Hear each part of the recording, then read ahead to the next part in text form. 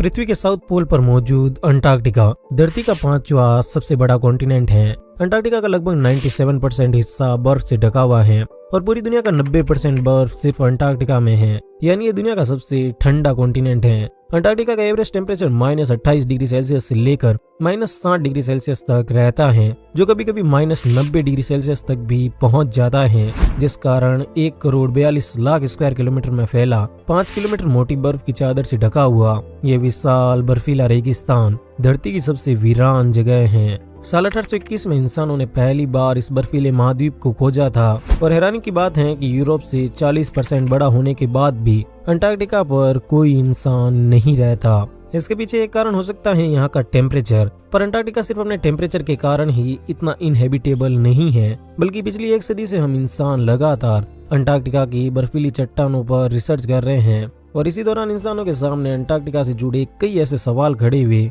जो इसे दुनिया की सबसे खतरनाक जगहों में से एक बनाते हैं। मसलन साल 2002 में एक रिसर्च के दौरान रिसर्चर्स को अंटार्कटिका की एक चट्टान से कुछ इस तरह की मिस्टीरियस आवाजें सुनाई देती हैं जो किसी भी तरह से नॉर्मल तो नहीं थी।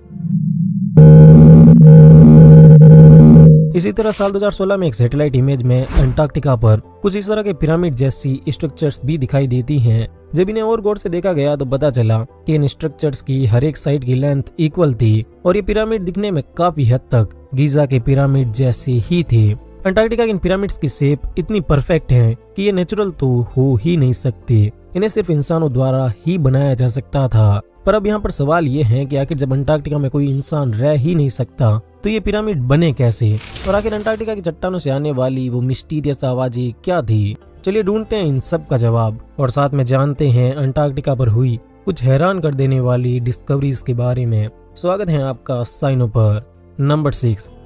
साल 1911 में एक खोजी अभियान के दौरान ऑस्ट्रेलियन जियोलॉजिस्ट ग्रिफिथ टेलर जब अपनी टीम के साथ अंटार्कटिका पहुंचते हैं तो वो यहाँ पर एक बेहद ही डरावनी चीज की खोज करते हैं। इस अभियान के दौरान ग्रिफिथ अंटार्कटिका में एक ऐसे ग्लेशियर की खोज करते हैं जिससे खून निकलता था। इस ग्लेशियर से पानी की जगह खून का झरना बहता था और कोई नहीं जानता था कि इसके पीछे कारण क्या था। अगले कई दशकों तक ये गुत्थी वैज्ञानिकों को परेशान करके रखती हैं, लेकिन बाद में की गई एक रिसर्च में पता चला कि इस झरने के नीचे पानी से भरा एक डैम है और दिलचस्प बात यह है कि इस डैम में मौजूद पानी समुद्र के पानी से भी 3 गुना ज्यादा सोल्टी है, जिस कारण इतनी ठंड के बावजूद भी ये कभी फ्रीज नहीं होता और इस पानी में आयरन भी मौजूद है। इसलिए जब ये पानी इस ग्लेशियर से बाहर निकलता है तो ये हवा में मौजूद ऑक्सीजन के साथ रिएक्ट करके लाल रंग का आयरन ऑक्साइड बनाता है, जिसके ग्लेशियर से नीचे गिरते वक्त ऐसा लगता है मानो यहाँ पर खून बह रहा हो। नंबर 5।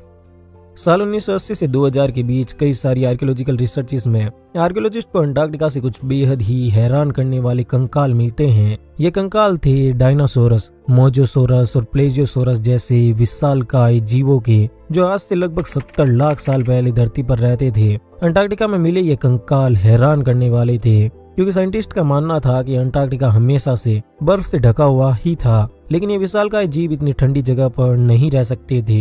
यानी इसका मतलब था कि आज से कई लाखों साल पहले अंटार्कटिका भी धरती के दूसरे कॉन्टिनेंट्स की तरह ही नॉर्मल था। नंबर 4। इन विशालकाय जीवों के कंकाल मिलने के साथ अब ये तो कंफर्म हो गया था कि अंटार्कटिका एक समय पर नॉर्मल था, लेकिन साइंटिस्ट का मानना था कि जैसे जैसे डायनासोरस और मोजोसोरस जैसे इन जीवों का अंत नजदीक आया, अंटार्कटिका बर्फीला होता गया और इंसान यहाँ कभी रह ही नहीं पाए। लेकिन साल 2014 में एक रिसर्च के दौरान आर्कियोलॉजिस्ट को अंटार्कटिका की बर्फ के नीचे से कुछ बेहद ही आश्चर्यजनक मिला। इस बर्फ के नीचे इंसानी खोपड़ियां थी, जो इस बात का सबूत था कि एक समय अंटार्कटिका पर भी ह्यूमन सिविलाइजेशन का वजूद था। इस रिसर्च में एक और हैरान करने वाली बात ये थी कि ये खोपड़ियां नॉर्मल खोपड़ियों से बहुत अलग थी। इनका साइज काफी लंबा था। कुछ इसी तरह की खोपड़ियां इजिप्ट और पेरू में भी खुदाई के दौरान कई बार मिल चुकी थी, जो कि संभवतः इस बात का संकेत था कि अंटार्कटिका पर न सिर्फ किसी मानव सभ्यता का निवास था, बल्कि ये एंशिएंट इजिप्ट और दुनिया की दूसरी सभ्यताओं के साथ कांटेक्ट में भी थे। नंबर 3। साल 2014 में अंटार्कटिका पर रिसर्च कर रही एक टीम के सामने एक सैटेलाइट इमेज आती है, जिसे देखकर इन वैज्ञानिकों के होश उड़ जाते हैं, क्योंकि इस इमेज में अंटार्कटिका पर इजिप्शियन पिरामिड्स की तरह दिखने वाले कुछ पिरामिड थे। शुरुआत में खोजकर्ताओं को लगा कि ये पिरामिड शायद नेचुरली फॉर्मेट हुए होंगे, लेकिन फिर जब इन पर बारीकी से स्टडी की गई तो ये पता चला कि इन पिरामिड्स की हर एक साइड 2 किलोमीटर चौड़ी है, जबकि गीजा के सबसे बड़े पिरामिड की भी कोई साइड 750 फीट से ज्यादा चौड़ी नहीं है। यानी ये पिरामिड गीजा के पिरामिड से भी बड़े हैं और इन पिरामिड की शेप इतनी सटीक है कि ऐसा मालूम होता है कि ये नेचर ने नहीं बल्कि इंसानों ने बनाए थे। इन पिरामिडों के बारे में एक और आश्चर्यजनक बात यह भी है कि इनकी बनावट मिस्र के पिरामिडों से काफी मेल खाती है, जो इस बात का संकेत है कि यहाँ पर रहने वाले इंसान सिर्फ अंटार्कटिका तक ही सीमित नहीं थे। साल 2017 में एक जर्मन जियोलॉजिस्ट द्वारा की गई एक रिसर्च में ये पता चला कि 11,000 साल पहले आखिरी आइस एज के वक्त अंटार्कटिका पूरी तरह बर्फ से नहीं ढका हुआ था। यहाँ पर जंगल थे और इंसान भी रहते थे। नंबर 2, अंटार्कटिका का लगभग 97% हिस्सा बर्फ से ढका हुआ है और इस बर्फ के नीचे मौजूद हैं फ्रेश वाटर से भरी हुई 400 विशाल झीलें। ये झीलें इतनी बड़ी हैं कि दुनिया का लगभग 60% पीने लायक पानी अकेले अंटार्कटिका में है। यानी ये कहा जा सकता है कि अंटार्कटिका में पानी की कोई कमी नहीं है, पर हकीकत इससे उलट है। अंटार्कटिका दुनिया का सबसे सूखा कॉन्टिनेंट है। ये एक बर्फीला रेगिस्तान है जहाँ पर बरसात के कतरे कतरे के लिए तरसना पड़ता है। दुनिया की अब तक खोजी गई सबसे सूखी जगह मकमुद्दो ड्राई वैलीज भी अंटार्कटिका में ही मौजूद है। 4,000 स्क्वायर किलोमीटर फैली हुई इस वैली में लगभग 320 किलोमीटर प्रति घंटा की स्पीड से हवाएं चलती हैं, जिस कारण पिछले 20 लाख सालों से यहाँ पर बरसात की एक बूंद तक नहीं गिरी। इस वैली में ना तो बर्फ है और ना ही पानी, ये पूरी तरह से सूखी हुई है।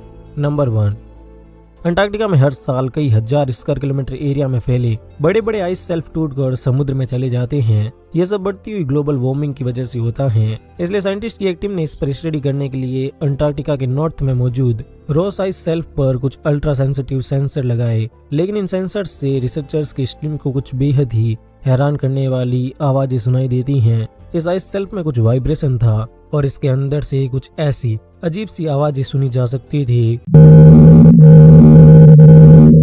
और आश्चर्यजनक तौर पर ये आवाजें हर बार चेंज हो रही थी। अब ये चीज सुनने में बहुत अजीब और रहस्यमय लगती हैं, लेकिन जब इस पर और ज्यादा गौर किया गया तो पता चला कि इस सेल्फ में ये वाइब्रेशन और आवाज अंटार्कटिका पर चलने वाली ठंडी हवाओं के कारण पैदा होती हैं और इन हवाओं के रुख बदलने पर ये आवाजें भी लगातार चेंज होती रहती हैं।